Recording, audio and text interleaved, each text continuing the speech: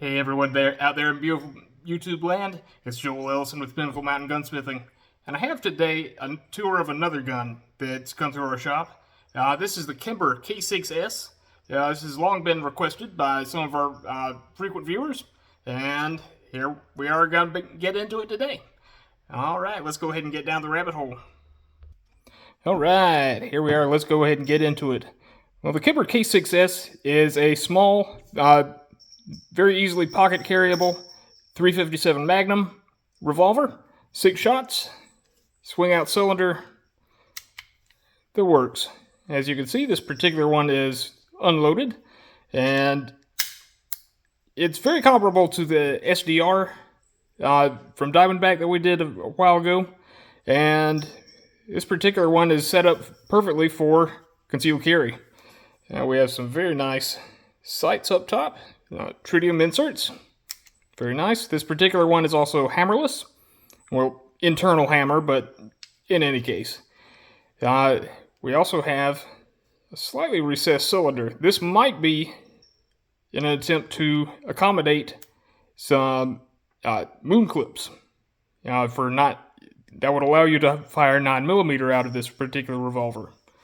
I don't know if that's necessarily the case, but I would, if you want to, consult your owner's manual or ask Kimber themselves. Our cylinder release is just this nice big button, nicely knurled. We have our star ejector, of course, and yeah, it looks like a really solid setup.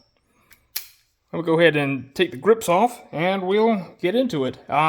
Something very nice about this particular revolver is that it requires only one screwdriver. And this particular one, I believe, is a Torx head.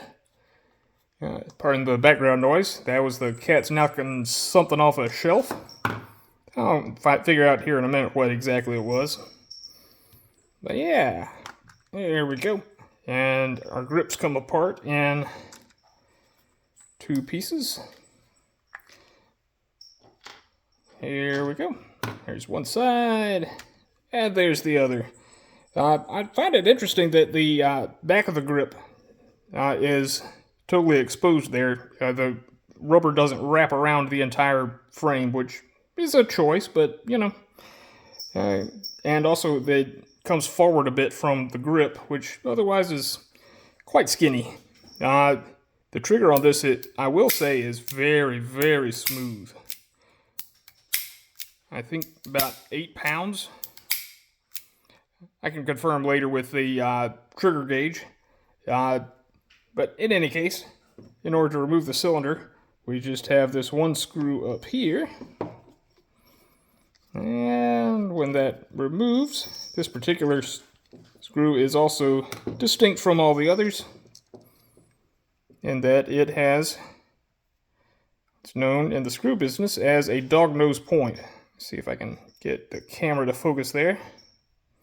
Yeah, there we go. Yeah, it has a dog nose point, which I'll show you the other screws here in a minute. But you can quite clearly see it is very different. We also have these other 2 screws here at the back. I'm trying to keep my hand out of there so you can see exactly what I'm doing. And we have a side plate over here. Ordinarily, you wouldn't have to take off the side plate, but just for periodic maintenance, or if yours in particular feels very gummy. By the way, the screw up there was the only thing keeping the cylinder and the crane inside. But you can disassemble that pretty easy. You just pull off, and there is a collar that goes to the front of the cylinder. That just keeps everything nice and aligned. It's like a shim. But that's very much fit to your revolver, so don't lose that.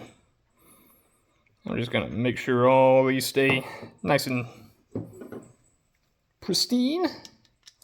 Now, when I picked up this particular revolver, the inside was totally encased in grease. That's something I don't understand about some people with revolvers. They just coat everything in a thick layer of grease, whether that's from the factory or someone who owns this. But it doesn't need grease. Grease will gum it up and make everything just stiff and sticky. A light oil, like this Upstate 28, which, in full disclosure, we do have a consignment deal with them. We do sell their oil. So if you are in around our shop or find us at a gun show, feel free to pick up a nice light oil like Upstate 28. Or any CLP, or anything that's really intended for guns.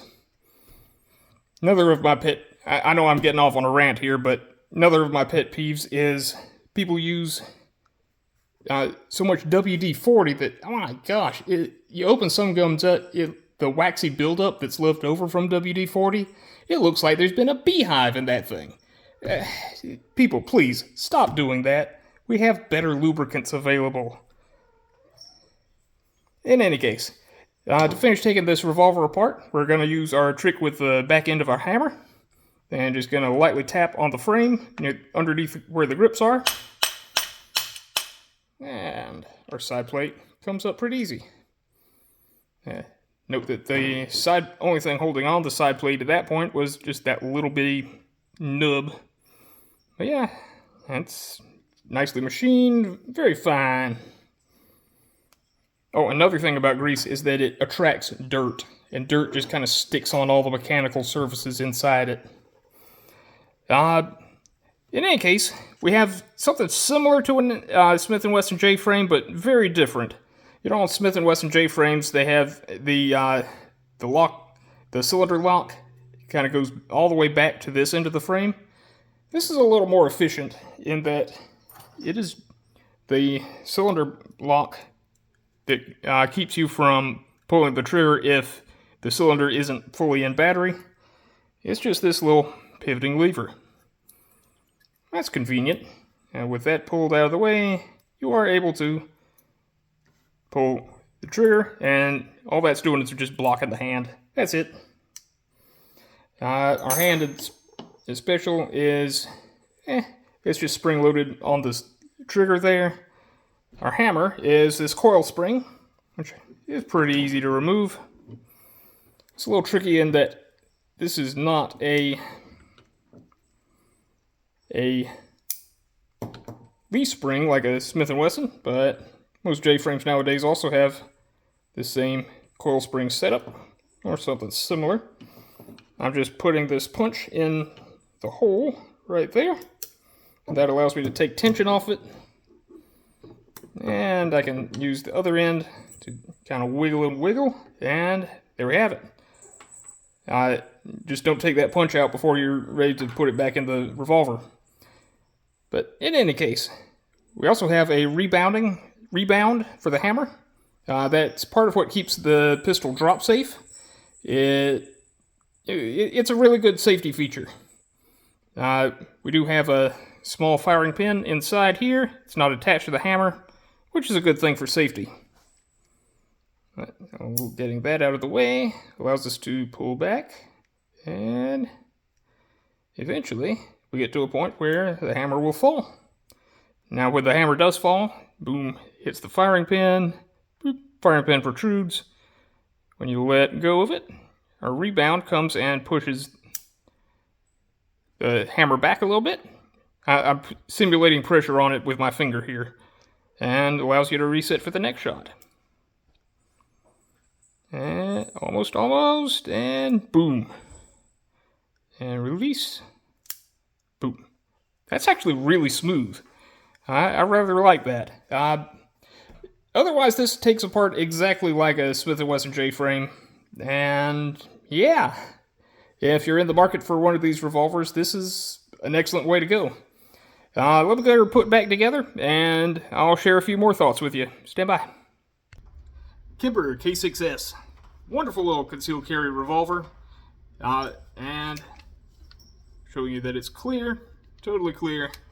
Something else I noticed while putting it back together is that instead of flutes, the cylinder has flats on it. See, that's flat there and there instead of flutes. That allows it to be a little bit more concealable, a little flatter against your body or in your pocket. I pulled out our trigger gauge, and this particular trigger is coming in at 6 pounds, 10.4 ounces. which is quite nice, especially for a concealed carry revolver. Between the chunky night sights and the double action only pull, oh, that is very, very nice. This is something I would certainly carry if I had a chance, but yeah, this particular one's going off to someone else. But in any case, if you are in need of gunsmithing services, please feel free to stop by our website at pinnaclemountaingunsmithing.com and drop us a line, send us an email, or call us, and we will be happy to help you with any of your gunsmithing needs. And we also are a firearm seller. This particular one is not for sale, but we do sell guns. But yeah, we also do consignment deals, and we can sell either one gun for you or an entire collection. In any case, thank you for stopping by. Feel free to comment, like, and subscribe if you enjoyed this video and want to help supporting us and continue doing what we do. In any case, my name has been Joel Ellison. This is Pinnacle Mountain Gunsmithing, and we hope to see you next time. Bye.